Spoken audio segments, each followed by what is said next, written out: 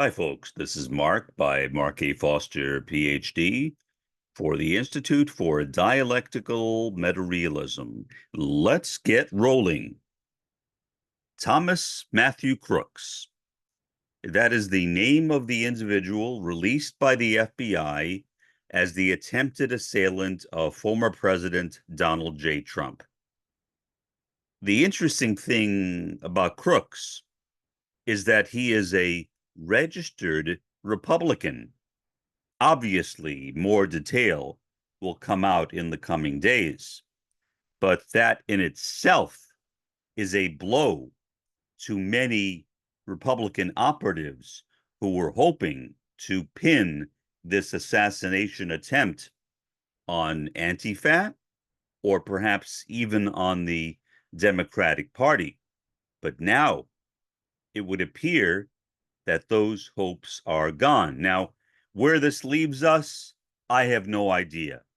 I am as confused as anyone else. Why would a 20-year-old Republican shoot President Donald J. Trump? There surely has to be something else involved that we simply do not know yet.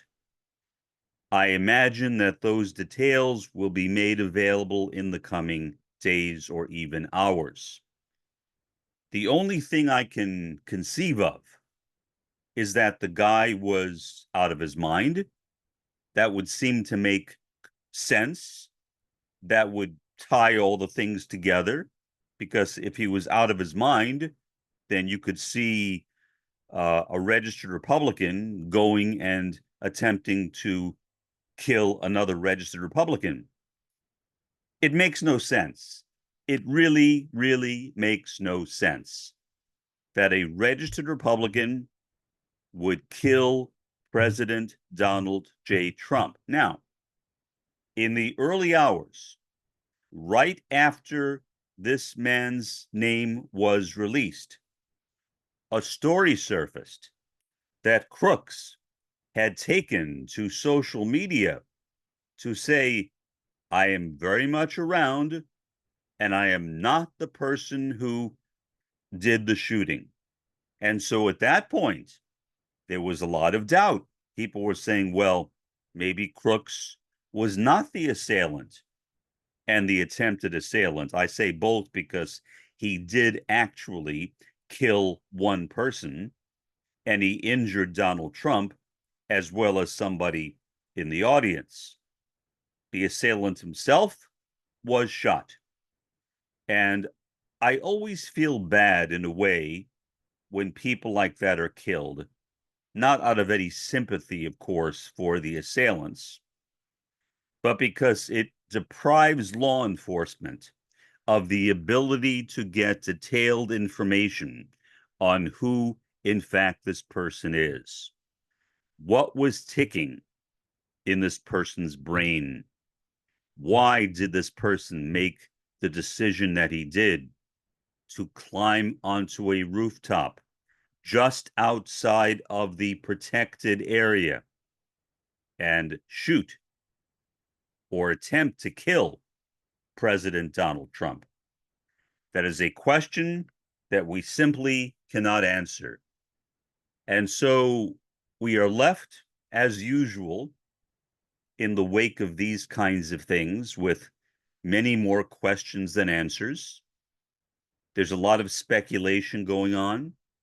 I try to avoid as much speculation as I can, because especially in the early hours of an investigation, speculation is often dead wrong.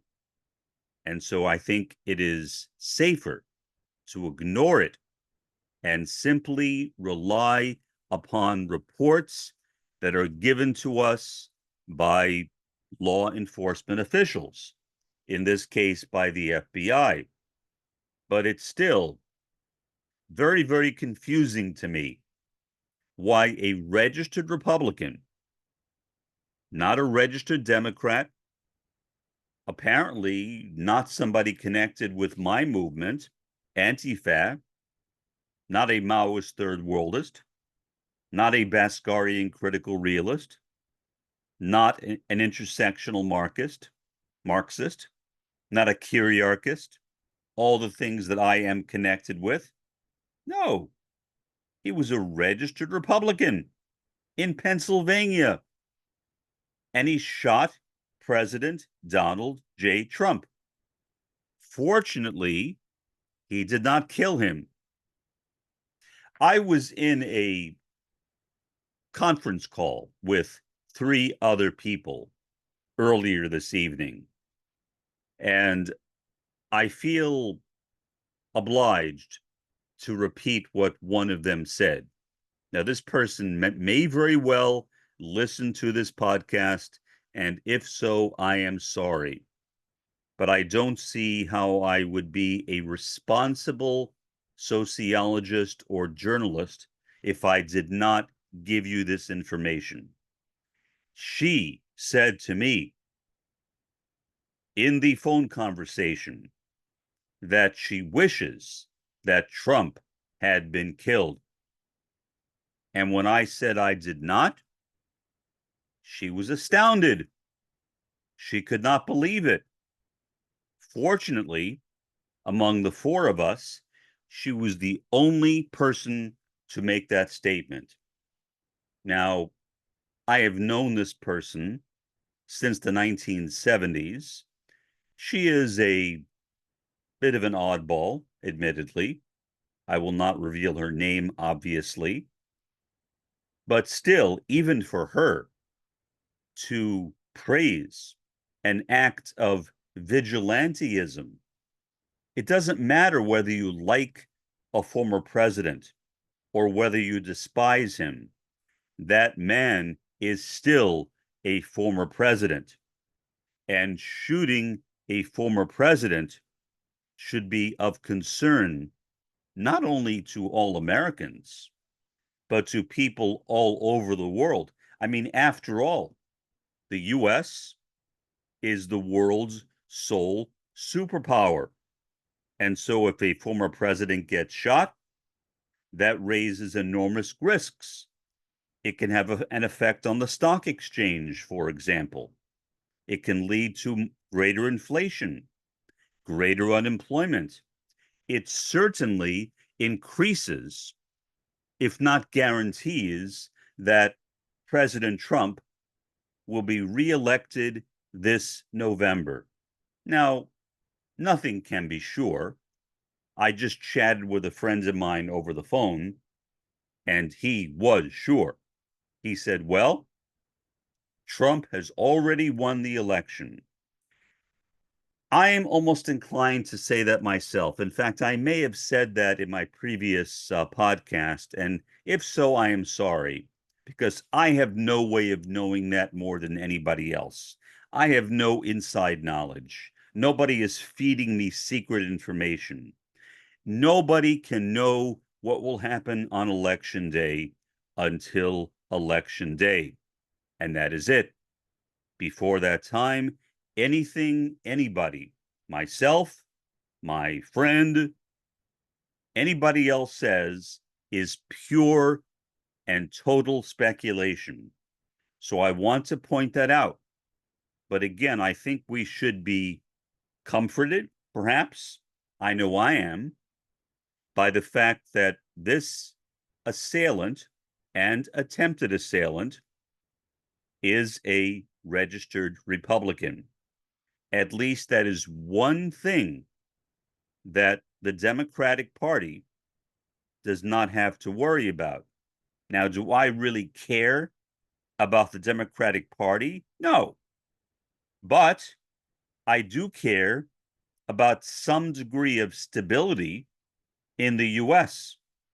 Now, I certainly have no problem with instability, but I believe that instability should be caused by the dialectic and should lead ultimately to the disintegration of the capitalist world system, preparing in its wake the third world and possibly the fourth world for some type of revolutionary activity leading to communism or revolutionary socialism.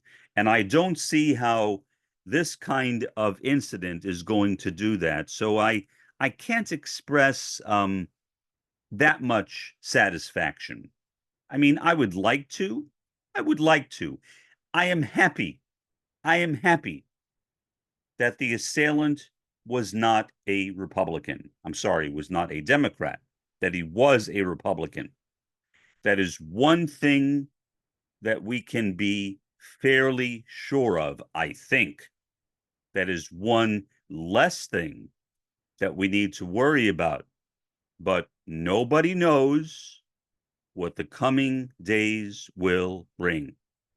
When I said that my primary concern was about today and also tomorrow, of course, today is now tomorrow, where at least where I am. That is the primary thing that I had in mind. Who is the assailant? Well, now I suppose we know. So the initial concern that I had in the wake of this horrendous assassination attempt on a former president, the killing of a member of Trump's MAGA audience, the severe injuring of another member of his audience, and of course, the killing of the assailant and attempted assailant himself. But nevertheless, time goes on. We will see what happens. I will try to watch this thing as closely as I can. In other words, when I'm not sleeping, and I will try to keep up with it. And when circumstances warrant, I will come back to the mic and report what I know. For the time being, this has been Mark by Mark A. Foster, Ph.D., for the Institute for Dialectical Metarealism. Have a pleasant day and an even better day tomorrow.